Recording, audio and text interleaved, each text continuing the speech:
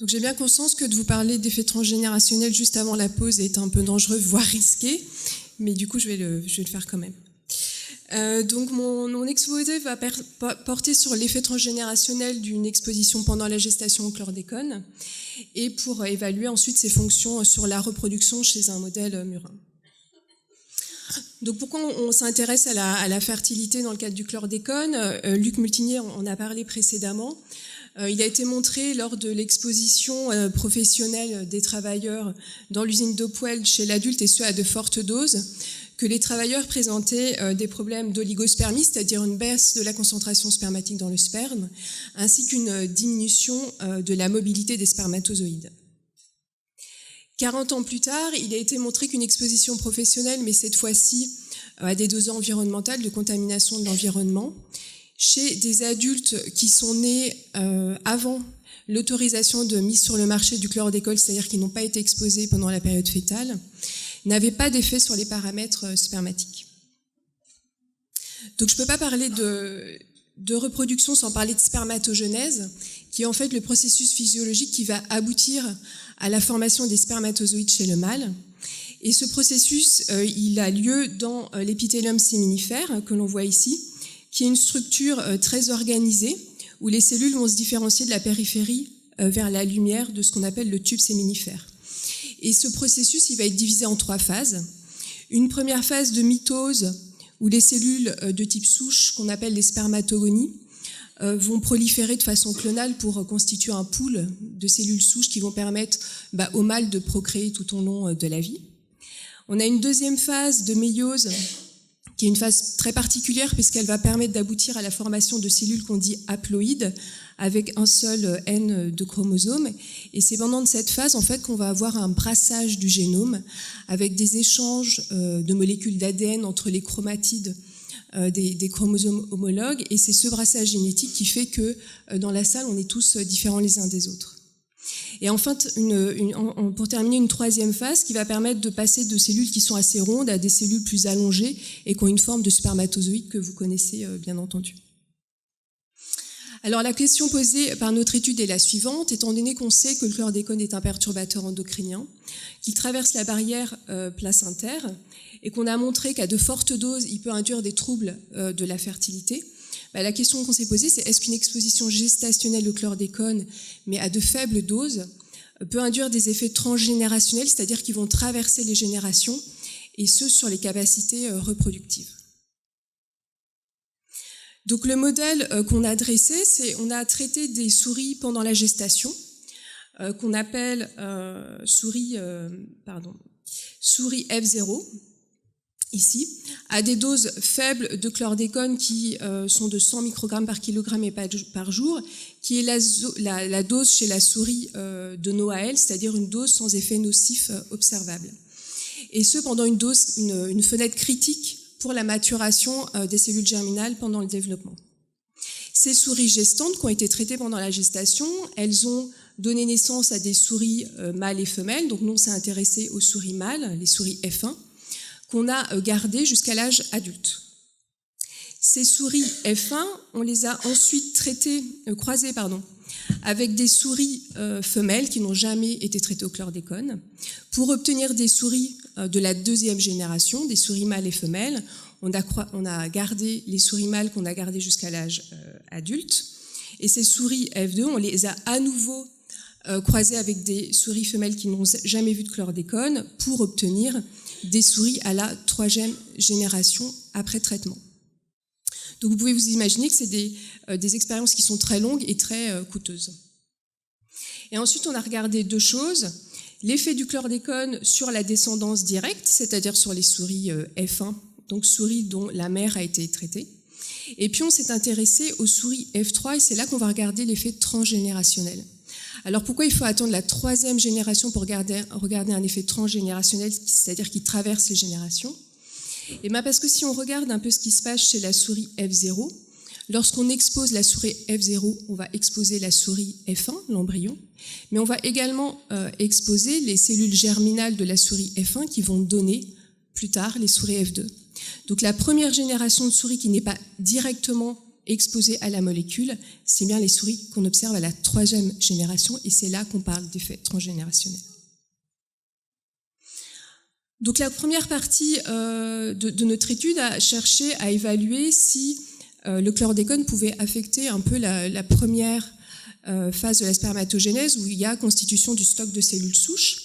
Et pour ça, on a fait, alors on voit pas très bien, j'ai demandé à ce qu'on baisse la lumière, mais vous allez imaginer ce que je dis.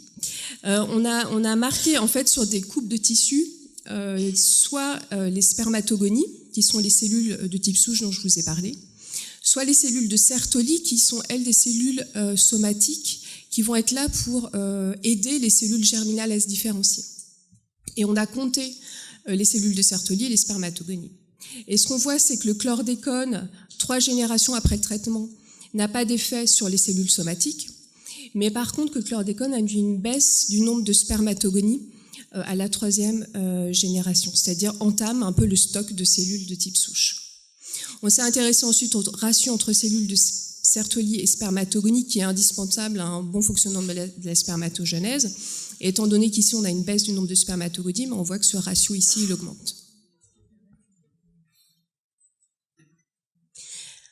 Alors la deuxième chose à laquelle on s'est intéressé, c'est la méiose, qui est la 2e phase de la spermatogénèse. Donc là, ce serait vraiment bien qu'on baisse la lumière, mais la méiose, et on s'est intéressé à 2 choses. D'une part, la réparation, et ensuite l'accolement des chromatides sœurs. Et ce qu'on voit, en fait, ce qu'on a regardé, c'est une protéine qui s'appelle DMC1. Et je vous ai dit que pendant la méiose, il pouvait y avoir des échanges de fragments de chromosomes, et pour qu'il y ait échange, il faut qu'à un moment, la machinerie cellulaire, elle coupe. Et bien, DMC1 va se localiser aux endroits de coupure de la molécule d'ADN, et la machinerie cellulaire va très vite réparer, en fait, ces endroits de coupure. Et ce qu'on observe dans les conditions chlordécone, c'est qu'on a beaucoup plus de points, en fait, qui représentent la localisation de DMC1 sur les chromosomes, ici, que vous voyez en vert. Donc ça, c'est sur des étalements de chromosomes, c'est-à-dire qu'on prend les cellules, on les fait éclater, on visualise les chromosomes de la cellule. Et ce qui indique, si on a beaucoup plus de foci, c'est-à-dire de points où on localise cette protéine, qu'il y a beaucoup plus de cassures qui ne vont pas être réparées après exposition au chlordécone, c'est-à-dire que la machinerie cellulaire a un défaut de réparation de l'ADN. La deuxième chose qu'on a regardée, c'est le synapsing entre les chromosomes homologues. Alors, lors de la méiose, en fait, ça fonctionne un peu comme une fermeture éclair, c'est-à-dire que les chromosomes homologues vont se mettre ensemble pour permettre cette étape de la maturation. Et en fait, on va regarder là une protéine qu'on appelle SCP1 et qui va nous permettre de détecter s'il y a des problèmes de synapsing ou pas. Et ce qu'on a vu, c'est que dans les conditions chlordécone, l'accollement des chromosomes homologues se faisait plus mal, significativement, que dans les conditions contrôle. Et on observe même des défauts ici, en fait, où les chromosomes vont se lier les uns aux autres par leur extrémité, ce qui est totalement anormal et ce qui conduit à la mort de la cellule ultérieurement. Donc ces problèmes au niveau de la première phase de la spermatogénèse, donc la constitution du stock de cellules souches et la méiose, mènent chez les souris F1 comme chez les souris F3 à une baisse de la concentration spermatique chez l'adulte, donc 1 génération après le traitement et jusqu'à 3 générations après le traitement au chlordécone. La question qu'on s'est ensuite posée, c'est, lorsqu'on observe ces résultats, c'est quels sont les mécanismes moléculaires qui peuvent expliquer cette baisse de concentration spermatique. Et donc là, on est allé voir un peu comment le chlordécone pouvait aller modifier l'expression des gènes. Et pour ça, on a fait une expérience qui est du RNA-seq, qui en fait va mesurer les ARN dans la cellule qui reflètent le niveau d'expression des gènes. Et donc là, c'est un gros résumé des résultats, ce qu'on appelle un heatmap. On regarde l'expression des gènes dans les conditions de contrôle ici, avec différents réplicats biologiques, et dans les conditions chlordécone. Et ce qui est en rouge, c'est quand les familles de gènes sont fortement régulées, alors que ce qui est en bleu, c'est quand les gènes sont faiblement exprimés. Et donc, on regroupe un peu ces gènes en familles, et ce qu'on voit, c'est que les gènes qui sont fortement dérégulés appartiennent par exemple, interviennent dans la ségrégation des chromosomes, dans la division cellulaire, dans le cycle cellulaire, dans la réparation de l'ADN, donc vraiment dans des mécanismes qui sont très fondamentaux pour le fonctionnement cellulaire. Et donc on a observé ça à la génération F3, où on a observé que 377 gènes avaient une expression modifiée après traitement. Et on a bien évidemment observé aussi ce genre de résultats sur la génération F1. Donc là, on arrive au cœur du problème. Donc qu'est-ce qui peut expliquer qu'en fait, on ait des effets jusqu'à la 3e génération après traitement, alors que je vous ai dit que ces souris, elles n'avaient pas été directement exposées au composé. Et bien c'est là qu'on tombe dans les effets épigénétiques, c'est-à-dire que maintenant on sait qu'il n'y a pas que la séquence d'ADN qui compte, mais il y a aussi des petits groupements chimiques qui viennent en fait se fixer sur la séquence d'ADN. Donc ça peut être des groupes méthylés, acétylés, et que ces petits groupements chimiques qui viennent taguer l'ADN, donc qui touchent pas du tout à la séquence du génome, vont en fait venir réguler l'expression des gènes. Et donc c'est ce qu'on est allé regarder. Et on a vu, donc ça c'est un exemple sur un gène. Donc on est capable de modéliser ces altérations épigénétiques, et elles sont représentées ici par des pics. Donc là on est dans une condition contrôle ici avec chlordécone là sur un gène. Donc ça c'est très artificiel, c'est une modélisation mathématique. Et on voit qu'il y a des pics là par exemple qui sont présents ici pour le chlordécone et qui sont absents pour le contrôle. Et cette marque épigénétique qu'on a regardée, c'est une marque, donc peu importe son nom, mais c'est une marque qui est très importante pour la régulation de l'expression des gènes et aussi pour le déroulement de la méiose proprement dit. Donc on a un peu brossé tout le génome, et ce qu'on a vu, c'est que à la 3e génération, le chlordécone était capable de modifier la localisation de ces pics, la localisation étant complètement dépendante de l'effet de la molécule sur l'expression des gènes, et que les pics que l'on voyait délocalisés étaient surtout présents au niveau de gènes qui étaient impliqués dans des facteurs de transcription, donc qui vraiment sont impliqués dans la régulation du fonctionnement de la machinerie cellulaire, mais également dans des gènes de la voie de signalisation des œstrogènes. Donc voilà pour conclure et terminer cet exposé. Donc ce que l'on peut dire suite à ces expériences, c'est que l'exposition pendant la gestation au chlordécone affecte la maturation des cellules germinales et donc affecte in fine la production spermatique 1 et jusqu'à 3 générations après traitement. Et on peut faire 2 constats quant à l'exposition au chlordécone.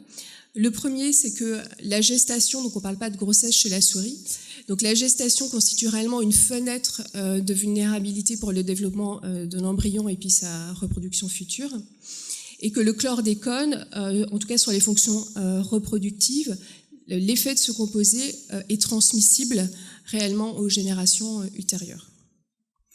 Donc pour terminer, je vais remercier Fatima Smagulova qui a dirigé ce travail à l'INSERM, Luc Multinier, Bernard Gégou, l'ensemble des auteurs de ce papier, l'INSERM et plus particulièrement Atip Avenir, donc qui a obtenu Fatima Smagulova qui a financé ce travail, les plateformes qui nous ont aidés pour le séquençage et bien évidemment vous pour votre attention.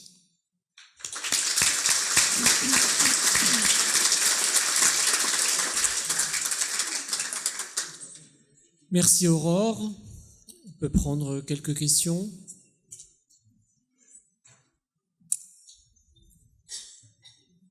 Bon.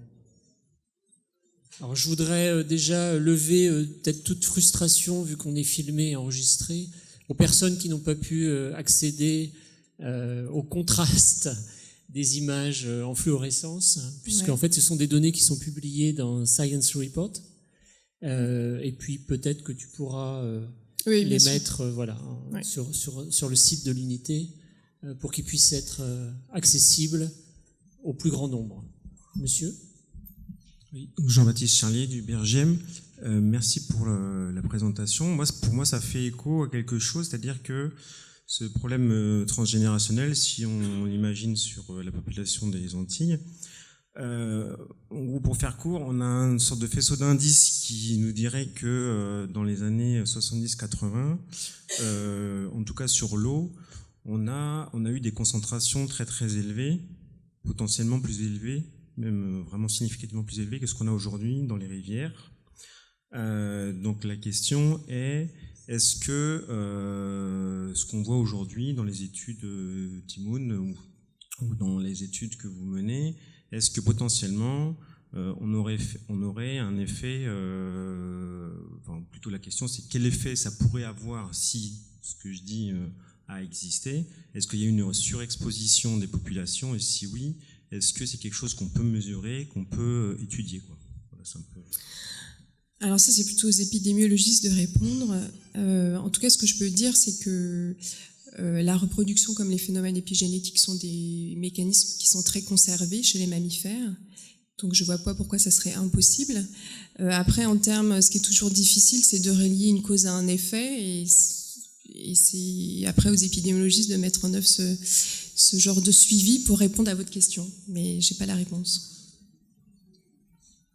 Merci. On va prendre une dernière question et après on va arrêter vu l'heure.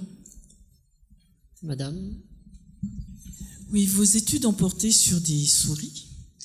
Est-ce qu'on peut imaginer une transposition à l'homme? Merci pour la question. Ouais, merci pour la question qu'il fallait poser. Là encore, c'est des mécanismes qui sont très conservés, donc je ne pense pas qu'on puisse transposer aussi facilement de la souris en passant à l'homme. Néanmoins, ça donne juste des points d'attention, enfin, ça focalise un peu l'attention sur le fait que la gestation est une fenêtre de vulnérabilité et qu'il ne faut pas forcément considérer que l'exposition de la mère ou du fœtus, mais penser aussi à ce qui peut éventuellement se passer après. Voilà. Oui, juste en complément, l'étude sur la fertilité, qui a été la première étude que l'INSERM a menée en Guadeloupe avec les équipes des médecins de santé au travail, ont porté, comme ça vous l'a dit, sur une population d'hommes qui est née avant 1973. Donc, on sait que pertinemment, ils n'ont pas été exposés. Bon, tous les travaux qui sont faits au niveau international, tu me diras, sur la question des effets transgénérationnels utilisent le modèle souris. C'est le modèle universel pour répondre à cette question. Sur le plan humain et épidémiologique, si on raisonne à la 3e génération, il faudrait prendre donc les enfants, petits-enfants, les arrière-petits-enfants d'hommes qui sont nés à partir de 1973. Rendez-vous en 2100. Bon, oui. J'espère tous vous retrouver, je compte y être. Donc vous voyez bien qu'on a des difficultés. Alors, qu'est-ce qu'apportent ces études? C'est simplement une information scientifique qui, sur les questions donc d'effets transgénérationnels épigénétiques, sont posées, et ce sont des éléments qui doivent ensuite éclairer les autorités d'évaluation de risque, etc., pour prendre ces travaux et ensuite adopter les mesures donc de prévention, voilà, et on en revient toujours à la même question. Mais sur le plan épidémiologique, vous voyez de la difficulté.